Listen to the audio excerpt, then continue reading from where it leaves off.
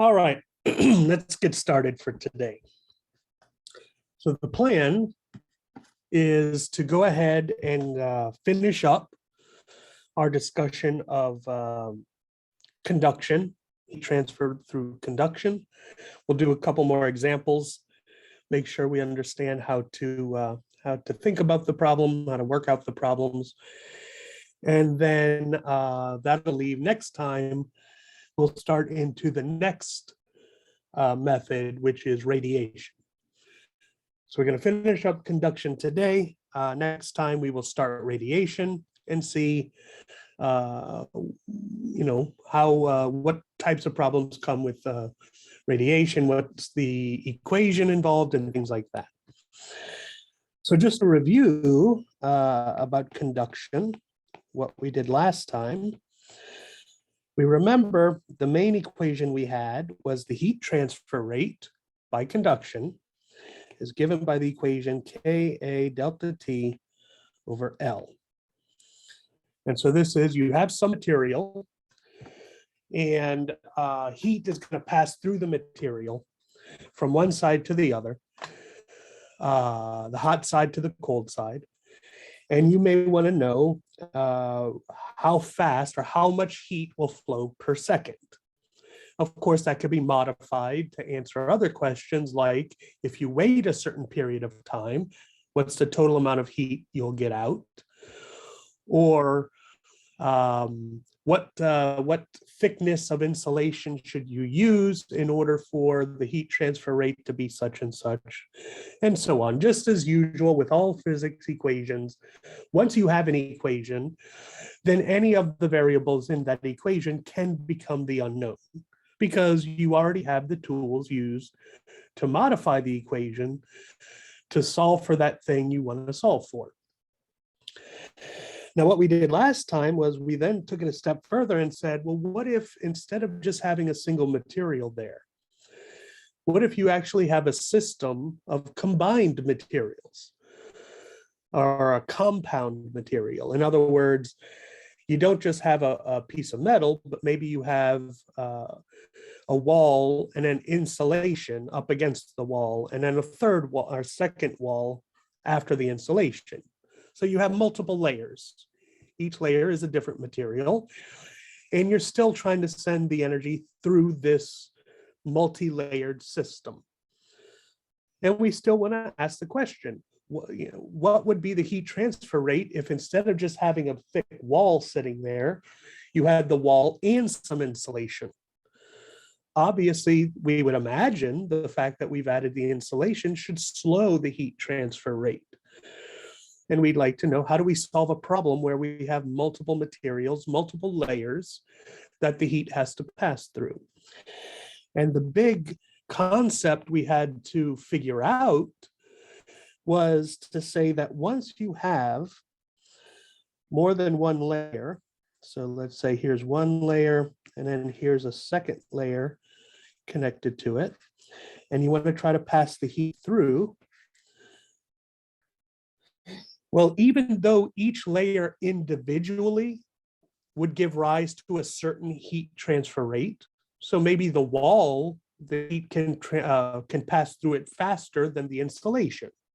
And so if you were just to have two separate problems, one being what's the heat transfer rate through this wall, you could calculate it, get a number. And then a second question, what's the heat transfer rate through this insulation? You could calculate that, some other answer. The difference is once you put them together into one system, all of a sudden, the way the heat tries to pass through the system changes. It's not like the heat flows really rapidly through the first part and then gets stuck trying to get through the second part. Instead, you could think about it like the fact that the second part is slow, it's hard to pass through, automatically has this kind of a backup effect, a slowdown effect of all the heat trying to get through the first layer before it can even get to the second layer. How it does it, the philosophy behind or the physical mechanism is not important to us. All that's important to us is to understand and to accept that once we put these two layers together, what will happen is there's going to be some new heat transfer rate, different than each one individually, and it'll be constant for both of the layers. So if let's say originally the wall had 200 joules per second and the insulation had 50 joules per second, we put them together. You can't just add them, you can't average them, you can't do anything like that. Instead, you would do some form of calculation, which we'll go through, and you would find out, oh, it's 150 joules per second. And in fact, it would be 150 joules through the first layer and 150 joules through the second. So it's a little bit counterintuitive.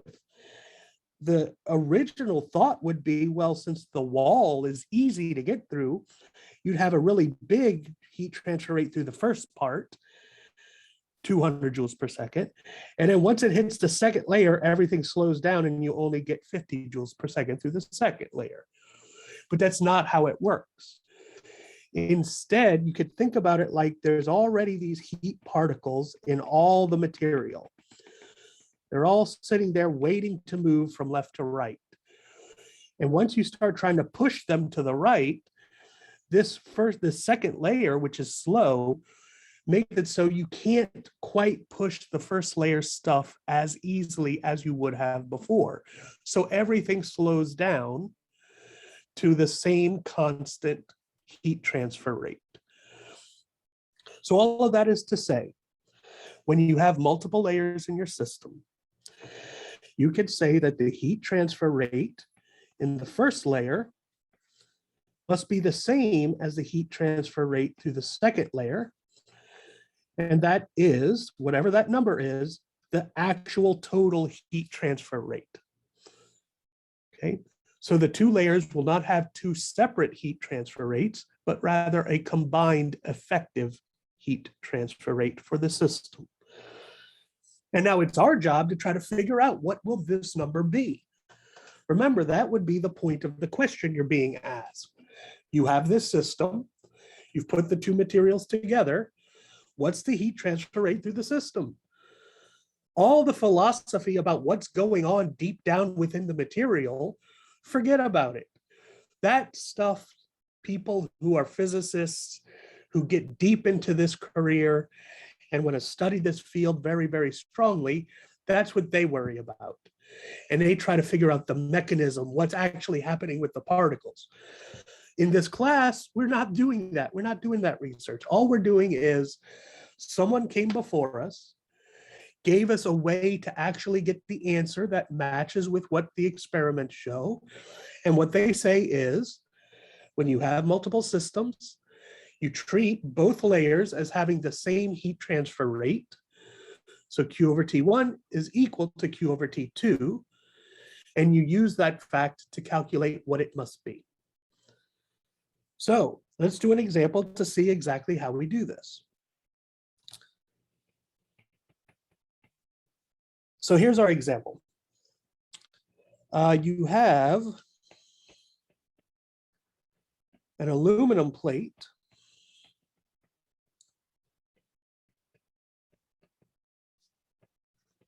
of size, let's say 30 centimeters by 20 centimeters, and is 10 centimeters thick.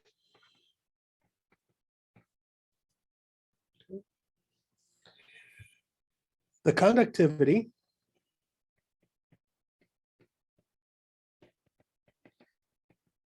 of aluminum is, let's say, 500 joules per second. You then place a glass plate of the same size,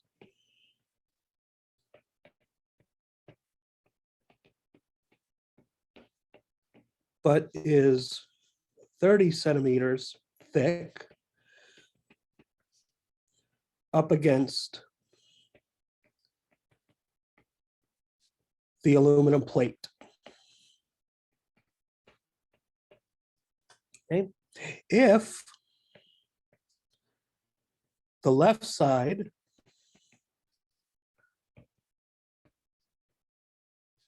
of the aluminum plate is at 100 degrees Celsius, and the right side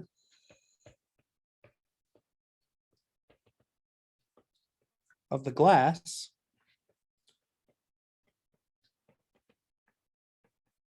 is at 5 degrees Celsius. I want to calculate two things. Part A, calculate the temperature between the layers.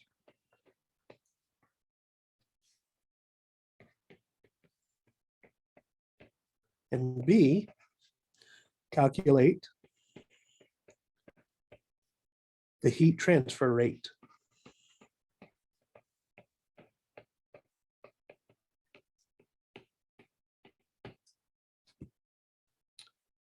Okay. So there's our question. We have a system. The system consists of two plates. One is made of aluminum, one is made of glass. We put them up against each other so they're touching. Okay, so if I were to draw it, I'd say, okay, here's the aluminum.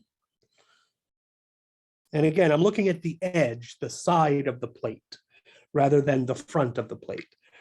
And then the glass, I'll put over here. Okay. I'm told the temperature on the left side, which I'll call T2, is 100. The temperature on the right side of the glass, I'll call T1, is 5. What I'd like to do is find out first, what's the temperature between the two layers? So the temperature in the middle where they touch, I'll call that T3, just to give it a name. And then I want to know, what is the total heat transfer rate for this system? And what I know, of course, is the heat will try to flow from the hot side to the cold side. So heat's going to go that way. All right. So how are we going to go about solving this style of problem? If all we had was just the aluminum plate, we know exactly what to do. We have the equation Q over T, so I'll write it down. Q over T is Ka delta T over L. And so I just take all the numbers for the aluminum plate, plug them all in here, and I'd get an answer. And of course, the same would hold true for the glass plate. If all I had was the glass, I do the same thing, and I get an answer for Q over T. Once I've stuck them together, something odd happens. Instead of it just being aluminum or just glass, you have this new combination thing that's not just aluminum and not just glass, but a combination of the two. And so obviously the heat transfer rate should be something different. I would expect it to be less than aluminum because the glass is going to try to, slow things down.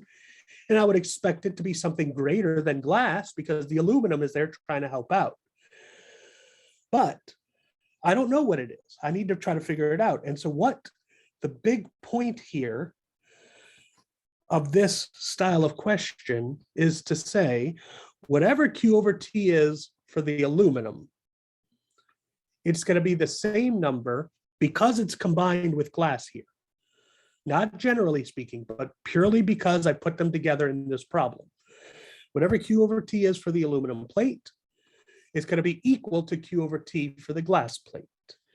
So I'm going to say Q over T for the aluminum equals Q over T for the glass. Okay. Again, it's important to know, obviously, this isn't actually true if they're separate. If I calculate for an aluminum plate, I'm going to get a completely different number than if I calculate for the glass. But the fact that I've stuck them so they're touching each other, that changes things. Now they will be equal to each other. But of course, I don't know what these numbers are. I don't know what Q over T is. So instead, I'm going to replace Q over T with the equation for Q over T. So I'm going to say, okay, Ka delta T over L for the aluminum is going to be same as Ka delta T over L for the glass. And now I have my big equation. With this equation, I could plug my numbers in here and I'll be able to calculate something. So let's see what it is we can calculate. For the aluminum, the conductivity of aluminum, I go back to my problem. I say, okay, conductivity of aluminum is 500 joules per second. Well, it should be joules per second Kelvin. I'm sorry, that's the units. But that doesn't matter. 500 is the number. Times the area, the cross-sectional area for the aluminum plate. I'm told the aluminum plate has a size of 30 centimeters by 20 centimeters. So I need to calculate the area. Now remember, whenever you have units in physics, and we're talking about distances, areas, volumes, things like this, sizes, unless I state otherwise, you're always going to use meters or meters squared or meters cubed. Centimeters is a bad set of units to use. So if I were to go to try to calculate the area, if I do 30 times 20 and get 600, that's 600 squared centimeters, but centimeters is bad. I need meters. So instead, first convert 30 centimeters by 20 centimeters to meters, which is 0.3 by 0.2. Okay. Now that I have 0.3 by 0.2, I say, okay, the area is 0.3 times 0.2 gives me 0.06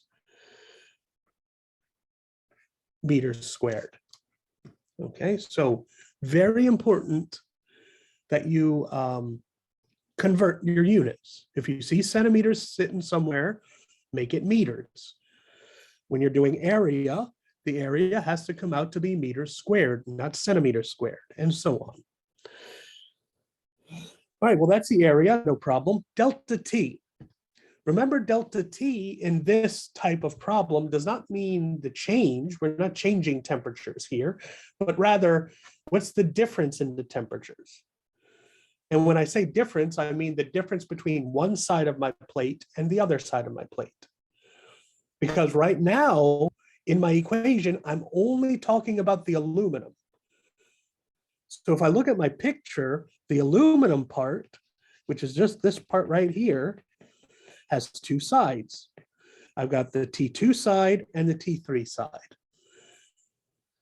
So I'm going to say the difference in temperatures is T2 minus T3. Now, why T2 minus T3 and not T3 minus T2? The reason is because I know, just by intuition, T3 is going to be a number smaller than 100.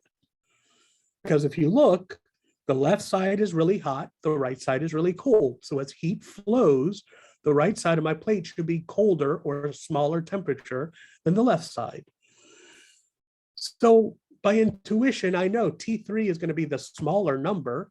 And if I'm going to subtract the two, I don't want negatives. So let me put the big number minus the small number. So it's 100 minus T3. Now, what's important to remember, however, is because I chose left minus right here, when I get to the glass plate side of the equation, and I have to do delta T, I have to pick the same directions, the left minus the right. I can't switch it and do right minus left now. Once I chose it for the left side, I have to do the same for the right side. So just remember, in the aluminum, I did left minus right. So later on, when I do glass, I'm going to have to do left minus right again. But we're not there yet, so we continue with the aluminum. Last part is the thickness. What was the thickness of the aluminum plate? I go back up and I read blah, blah, blah, blah, blah, 10 centimeters thick. All right, problem, centimeters. I don't like centimeters, change it to meters. 10 centimeters is the same as 0.1 meters. And there we go. There's all the numbers I know for aluminum. Now notice, I can't just plug the numbers into this thing and get an answer, because T3 would be an unknown sitting there. However, I just continue my equation. Now I need the right side. The right side says, now I'm looking at the glass. So for the glass, what's the conductivity? Where is it? Did I give it anywhere or did I forget? Yeah, I forgot. I'm sorry. Let the conductivity for glass, since I didn't write it down, be 50 joules per second Kelvin. Believe me, on the test, I'll have it in the question. Sometimes when I'm making up the question right here on the spot, I forget some stuff, but there it is. Conductivity for glass is 50. So conductivity, 50. Now, area. What's the area of the glass plate? Well, I'm told in the problem, you place a glass plate of the same size. So we assume, because it says it, that the area of the glass is going to be the same as the area of the aluminum. And since I already worked it out to be 0.06, I know it's 0.06. Delta T. And here we go, just like I was saying before, change or difference in temperatures between one side of the plate and the other side of the plate. Now, usually I'd have my choice. Do I want to say T3 minus T1 or T1 minus T3? However, since I already chose left side minus right side in the left side of the equation, I have to do the same here. So for my glass plate, the left side of my glass plate is T3 and the right side is 5. So I have to keep the same order, left minus right, for both parts. And then, of course, the last part, the thickness. What was the thickness of my glass? It's 30 centimeters. So 30 centimeters converted to meters, you have to convert, is 0.3. And there we go. My equation is now done. I plugged everything I know into this equation. And what am I left with? I'm left with an equation that has only one unknown in it. And that unknown is T3. All right, so from here, I just need to solve this for T3. The rest of this is just pure mathematics. All the physics is over with. So before I do it, let me go ahead and ask, are there any questions about what I've done so far? Any of the steps we've gone through?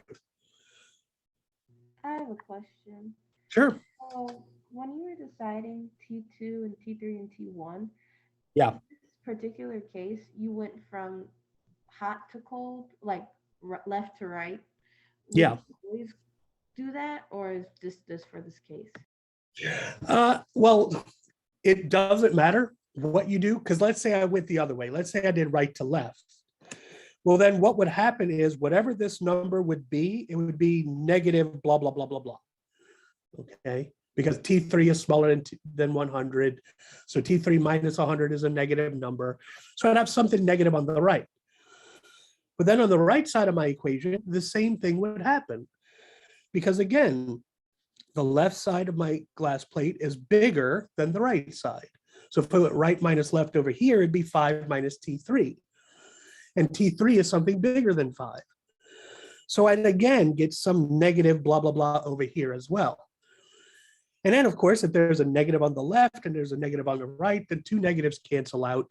And so everything becomes positive again. So it really doesn't matter the order you choose. Just because of the way my brain works, I like to force the things to be positive if I'm allowed to. Because the fewer negative signs I have in my problem, the fewer mistakes I can make. However, there would be absolutely zero difference if what I would have done is done T3 minus 100 or the right minus the left for both of them. You're going to get the same answer. The negatives will cancel out. You'll get the same T3 at the end of the day. So that's good news. The good news is you have the option. You can choose either option and you'll get the same exact answer. You don't have to modify anything. The only thing that's important is whichever option you choose, you have to do it from both sides of your equation. Okay. So yeah, right minus left would have been perfectly fine. And you'd get exactly the same answer as I would get. You would not get a negative answer and have to change it to positive or anything like that. Your answer would be identical. Okay. Thank you. That makes more sense. Sure. Any other questions?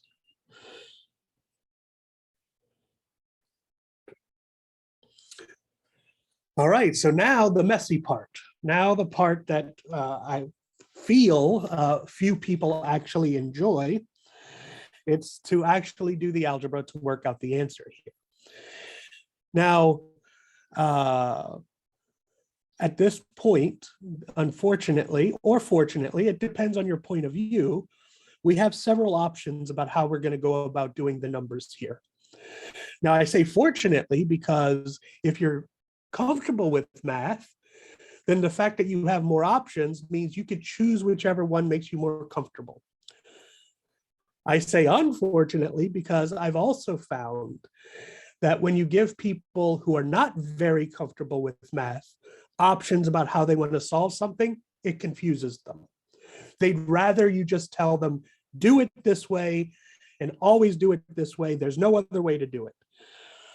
So there's two sides of this coin. And there's nothing I can do about that. That's just the way math works. There are different steps we could take here. What I'm going to show you is the way to make this as clean as possible.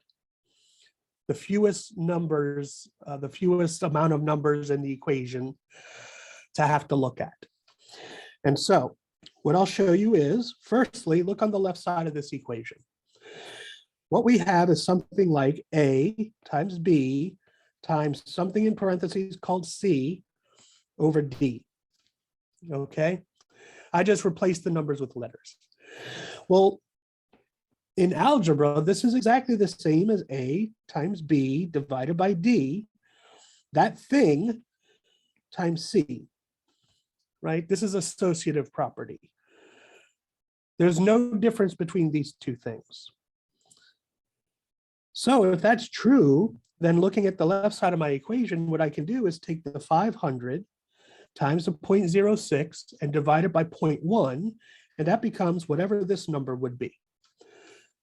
And so all you'd have is one number sitting there times the little parentheses. Okay, and then of course I could do the same for the right side equation. I'd have the 50 times the 0.06 divided by the 0.3, multiply those things together, get a single number, and now it's that single number times his parentheses. So it just simplifies it, cleans it up a little bit. So let's actually do it. We have 500 times 0.06 divided by 0.1 gives me 300 times the parentheses, whatever's left, 100 minus T3. So I just took this stuff here, multiplied that stuff together to get a single number, and that number happens to be 300. And then we could do the same on the right side. 50 times 0.06 times 0.3.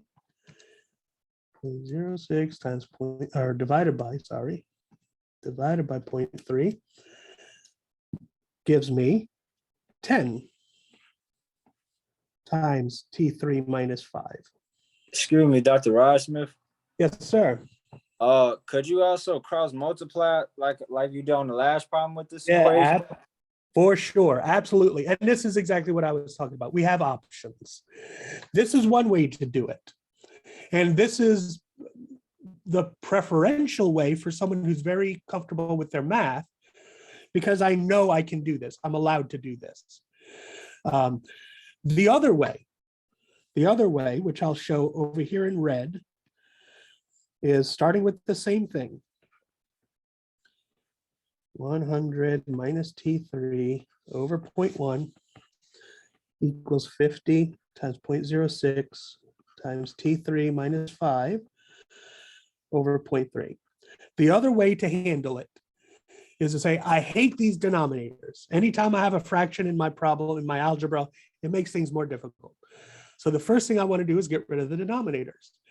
And the way we could do it is exactly as you said, cross multiply. So I'd multiply the 0.1 up to the right side and the 0.3 up to the left side. And so what I'd have now is 0.3 times 500 times 0.06 times 100 minus T3 on the left. And on the right, I'd have 0.1 times 50 times 0.06 times T3 minus 5 on the right. And now we don't have the ugly fractions. This is just a big long string of an equation. And we could just distribute the numbers through here. Or of course, I can multiply 0.3 times 500 times 0.06 and get a number. So it'd be 0.3 times 500 times 0.06 gives me 9 times 100 minus T3. And then on the right, 0.1 times 50 times 0.06 gives me 0.3 times T3 minus 5. Okay, so again, I get to a very similar spot. Some number times the parentheses equals some number times the parentheses. Now the numbers are different for the two methods, right? In blue, obviously I have 300 times the parentheses, and in red I have 9. But you'll see that when you actually go to solve all of this stuff out, it turns out to be the same thing. It's just the numbers are rearranged a little bit. So if we're at this point, how do we want to solve it? Well, I'll continue in red and then I'll come back to the blue way. Continuing in the red, we have, let me distribute the 9, multiplies both terms. So I have 900 minus 9 times T3. And then on the right side, I have 0.3 times T3 minus 0.3 times 5, which of course is 1.5. Okay. Collect all the terms with T3s on one side, all the numbers without T3 on the other side. So I'll bring the negative 1.5, I bring to the left, it becomes positive. So it's 901.5 on the left. And I bring the negative 9T3, I bring him to the right side, he becomes positive. So I have 9.3 times T3 on the right. And then finally, I want T3 by itself. So I divide over the 9.3 to the other side. I get T3 is 901.5 over 9.3, which is 901.5 divided by 9.3, gives me 96.9 degrees.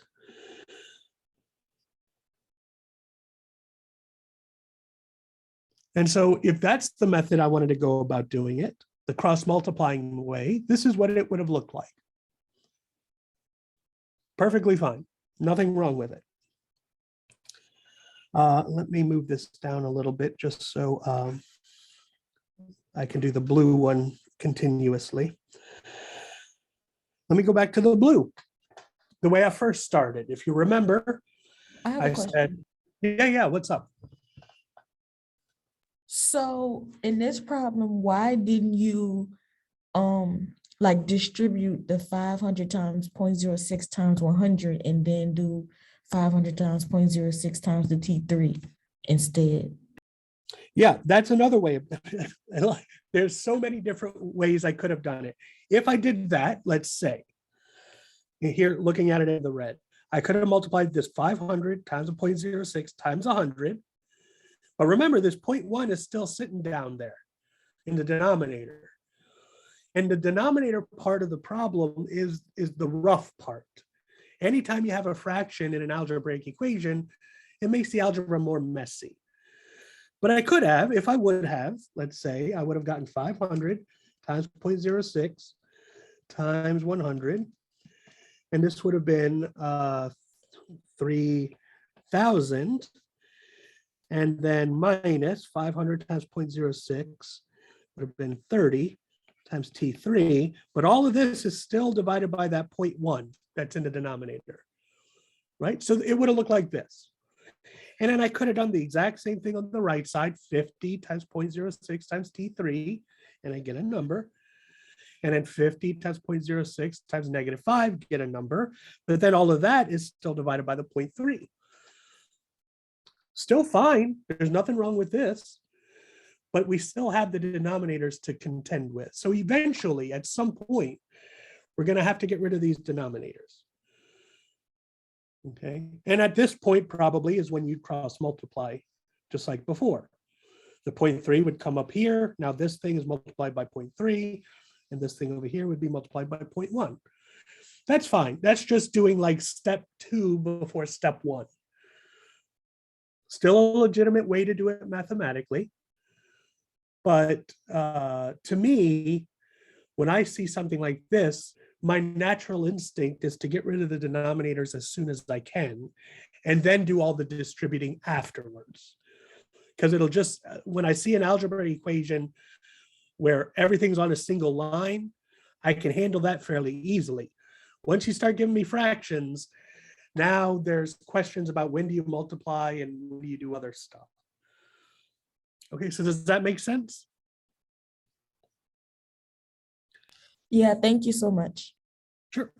Dr. Rosmer, Yeah. in this equation, like from whatever answer we get from T3, do we plug that number into any equation to get the heat transfer rate? Yeah, that's exactly why I set the question up the way I did. No one really cares what the temperature is between these layers. That's completely meaningless to us. What our actual problem probably is the heat transfer rate part. I want to know the heat transfer rate. Now I set up the problem asking both things, but the only reason I did it was because I know you have to get T3 in order to get the heat transfer rate. So you're exactly right. Yeah, we got this T3, but really that's just a way of getting the actual answer. So I'm going to be plugging this into something else soon to give me the heat transfer rate. That's why this is important. So yeah, we got it because we're going to use it, not just because it was fun to try to get this number, for sure. Now, before, of course, I use it, going back to this blue part, the original way, again, the way we handled this was we started at this step right here. We took these numbers in the parentheses, multiplied all of them together first, and that gives me 300. So 300 times the parentheses on the left, and then the same thing on the right.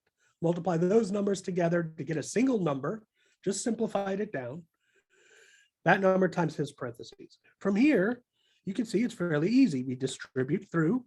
300 times 100 is 30000. And then minus 300 times T3, of course, is 300 times T3. And then on the right, 10 times T3 is 10 times T3. And then 10 times -5 is, of course, -50. Again, next step, collect all the terms with T3 in it on one side, all the numbers without T3 on the other. So this -50 on the right, I'm going to move it over to the left. So it's 30050 now.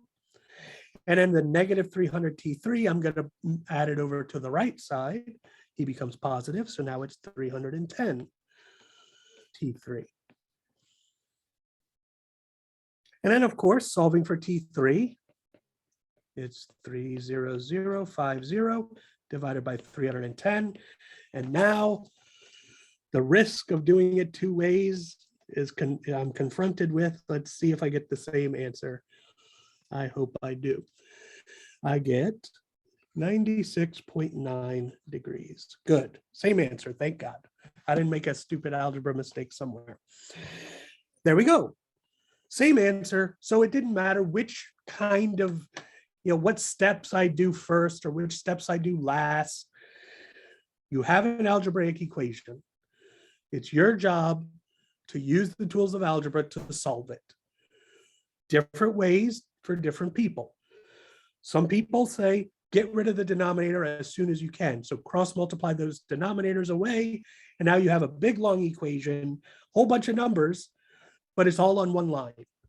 So it's just a bunch of multiplying. Distribute, multiply it all out, distribute it through, collect the T3s, solve for T3. The other way, the other philosophy is, this is really messy. However, if I collect these specific numbers here, I just simply multiply it out, and those actually represent just one number. 500 times 0.06 divided by 0.1 is just some number. Happens to be 300. Multiply it out, it's 300. That number is multiplied by the parentheses. And on the right side, again, I've got those three numbers sitting there, multiply them out, it's equal to 10. So 10 times his parentheses, much cleaner, much more simplified looking, but they're exactly the same thing. One looks very simple, one looks really messy. So all we did was simplify it down. Then from here, distribute through, collect your T3s, solve for T3, you get your answer.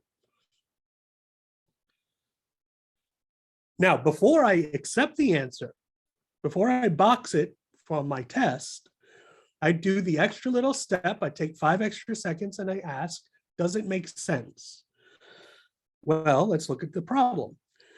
My little drawing shows me T3 is somewhere, it's got to be somewhere between 5 and 100. It can't be more than 100, can't be less than 5. 5 is the coldest, 100 is the hottest, T3 is somewhere in between. So my answer better be somewhere in between. What did I get? 97. 97 is between 5 and 100, so I'm good. No issues. It might still be wrong. It's possible I made an arithmetic mistake somewhere, but at least when I look at it, I can't say it's definitely wrong. If it were 107, then I'd say before I move on, let me look back at my work and make sure I didn't make a mistake, because I know it can't be 107. 97 makes sense, so I'll box it. I now know T3. Part A is done. Now part B. Part B, the actual meat of our entree. We want to know the heat transfer rate through this combined system.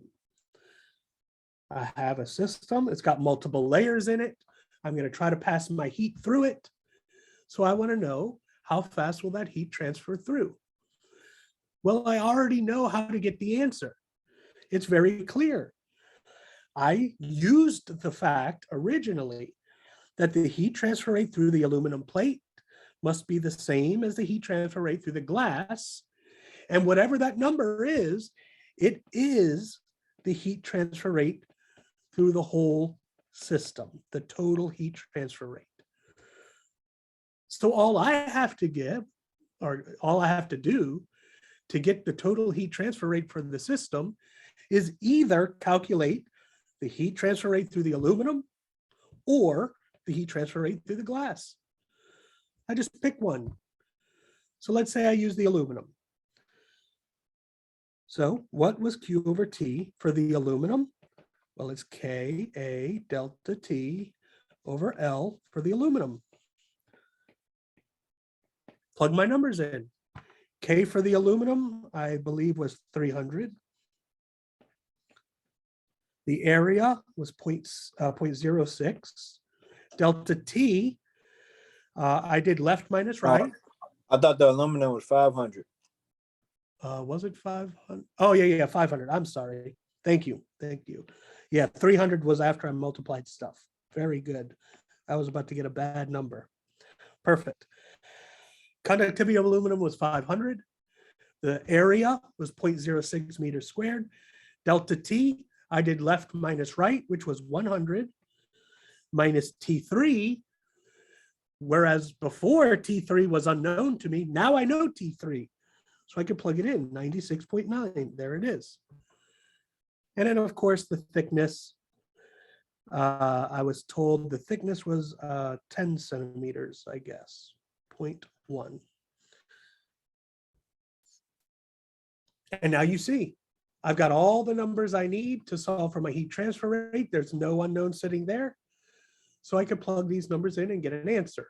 This is why I had to calculate T3, because the only way, at least for the method I'm teaching you, there is a second method to do this where you don't have to calculate T3.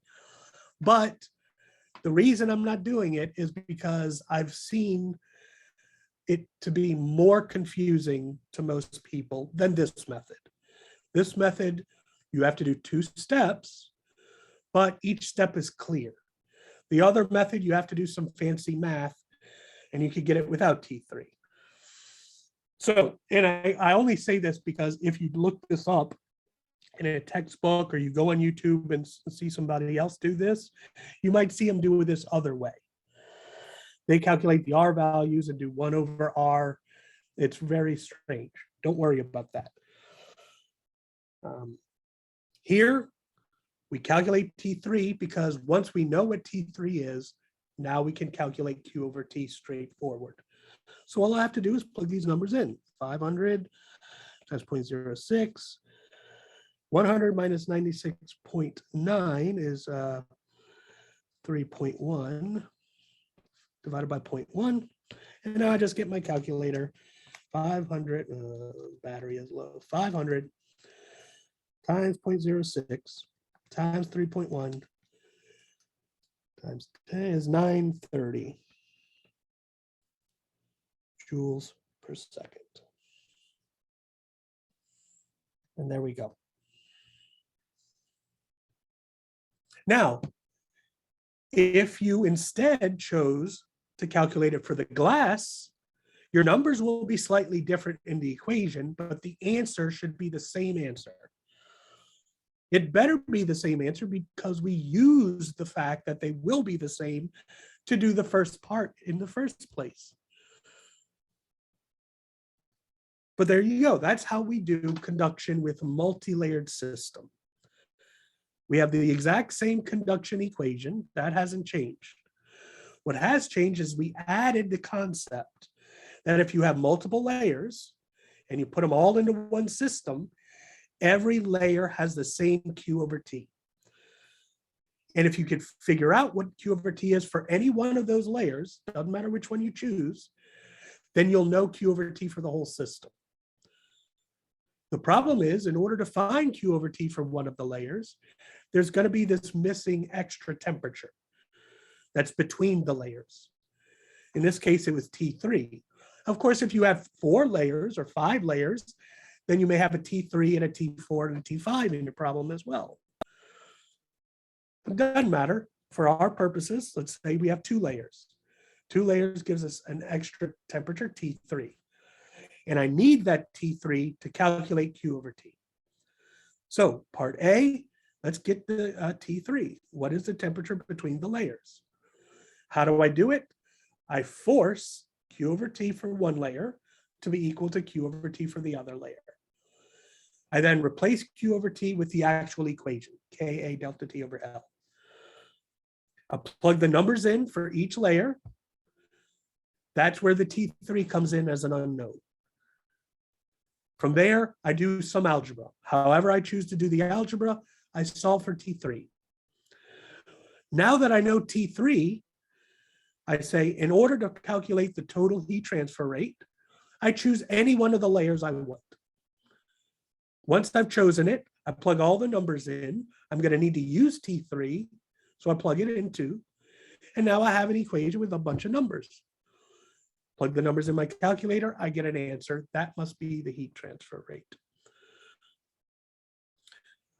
All right, so with all of that said, are there any questions about this type of problem?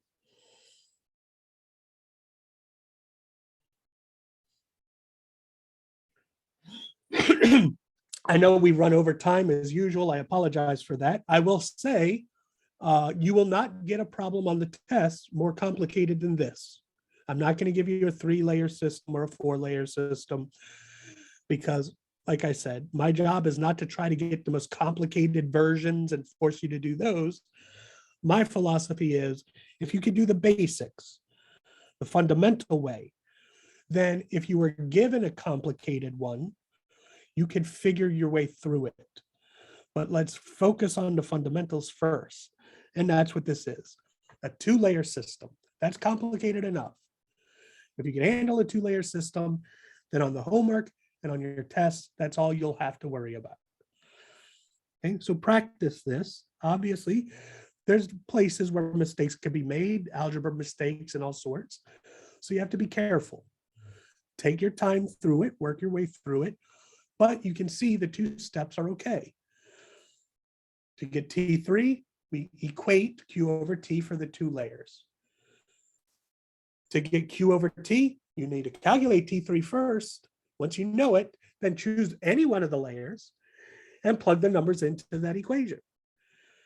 That'll give you Q over T for that particular layer, but we know by intuition that Q over T for that layer happens to be the Q over T for the whole system.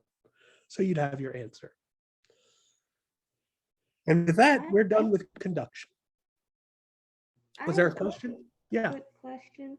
So when you're doing this, do we always equal the layers to each other? So we can find T3 or that's right. For that first part, part A, the big concept, the big thing is layer 1 is equal to layer 2. And so then we plug in the Q over T equations to that. That is the necessary step to be able to do this. If we didn't have that, then we wouldn't be able to get this answer. So yeah, every time you have multiple layers in your system, that's what you're going to say. The first layer is equal to the second layer. You plug in the equations for each layer, plug in their numbers, and you're going to have T3 as an unknown, solve for your T3. Yeah, that's exactly right. Any other questions? Thank you. Sure, no problem. All right. Go ahead. Do you have a date for the next, well, for the first test? Yeah, that's a good question. I don't have a specific date, but a general time frame. I don't want to give our first test until we're done thermodynamics as a full topic. And we still have to do radiation. And there may be, I think, another topic after that I need to check on the timing. So we're looking at not next week, but maybe the end of the following week, maybe our first test. Okay. And that's, like I said, it's not exact. I'm not going to guarantee it. It's definitely not going to be next week. I can guarantee you that. But we have some time because I want to do radiation. And then I always give a class period for a review before we do the test. So it won't be next week, but maybe the following week. And as it gets closer, of course, I'll be able to give you a more firm time than that. But that's about the general time frame you're looking at. Okay, thank you. Sure, sure. All right, so next time we will start into radiation. Radiation has its own equation. It won't be this conduction equation, something else. And we'll work through that and then go from there. Also on Canvas, I posted a homework problem for heat conduction, this type of problem here. So I have it due Monday, 11:59 p.m. So we have plenty of time. You have all the information you need to be able to do it. It's just the one question. So the sooner you start on it, the sooner it's off your shoulders.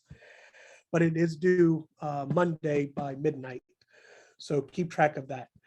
Also, I think any of the previous recorded lectures should be posted for conduction as well. And of course, I will be posting the radiation one on Friday when we start into radiation. Other than that, just keep an eye out on your emails for any specific information I may have for you. But we will go from there. So you're free to go if you have no questions. I'll see you next time. Just for some clarification. So will the test be in person or will it be online? We're gonna, since we're doing these lectures right now, we're doing it online. We're gonna have the test online as well. If you did not have me for the previous semester, just so you know now, the way I do my online tests is just like how I do the homework. So I don't have a timed thing. It's not like a quiz on Canvas where you have to answer the questions on Canvas. I post a PDF file of the test, you download it, you work it out, and then you would submit it back online to Canvas. And usually I give you the full day. So let's say Friday is our test. I would post it Friday morning, and then you'd have the whole day until midnight that night to work on it and submit it back. And that way, there's no issues with technology. My internet went out while I was taking a test, or your test time, I was traveling or whatever at that time, or things like that. So I kind of try to give as much leeway as possible, but that's how it's going to work, just like the homework. Okay, thank you. I appreciate it. No problem. All right, have a good day. All right, you too. See you later.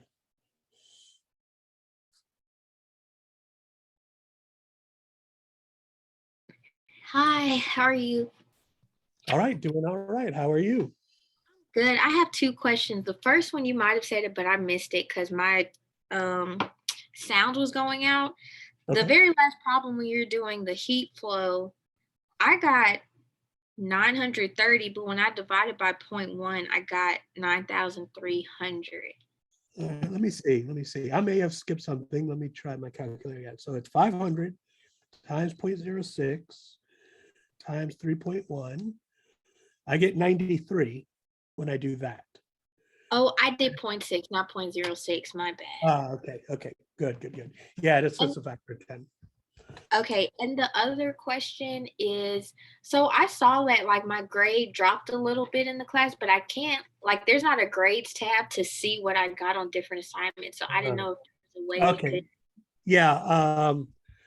Can you, so I'll check Canvas. Sometimes I have to unlock, I don't know why I have to do this. Sometimes I have to unlock the ability for students to check the grades, which is kind of weird. So I'll check it today. But also you can you go to the assignments tab or click on the assignment itself? Would it show you your grade there? I'm not really sure how it works for the students. But you can try that, see if it works. If not, I'll look on unlocking the grades tab for people to view. I don't know why that's not default, but. Oh, wait, I can see you have to go to, okay, so I have to go to modules and then click on each. Yeah, that's ridiculous. At least you can do that right now, but I'll definitely look on Canvas about making it visible for students to see the grade, because you should be able to see it. What's that? You've only had 2 assignments so far? I think we had the math review, we had calorimetry 1, and I have not yet graded calorimetry 2. Okay. So I think we only have 2 graded homeworks right now. Okay, I'll send you an email so I don't hold you up, but like Yeah. maybe I'm just not doing the math right, but I don't know. Like it took my grade to a 91, but I got decent grades on the, I don't know. I'll just email you about it. Yeah, and also at this point, I don't think I've gone into the system to do the weighting scale and all of that stuff. Like the homework will be weighted this much. So that also could be a reason why it's showing up weird at the very beginning, especially since we haven't had any of the tests as well. But certainly if, let's say you have a 95 on your homework on both of them, then the average should be a 95 right now. It shouldn't be some weird calculation, but it could just be the way the computer's trying to automatically grade things or add things up is just not the way it's going to be done finally. Okay. So I'll check it out for sure. All right. Thank you. All right, no problem.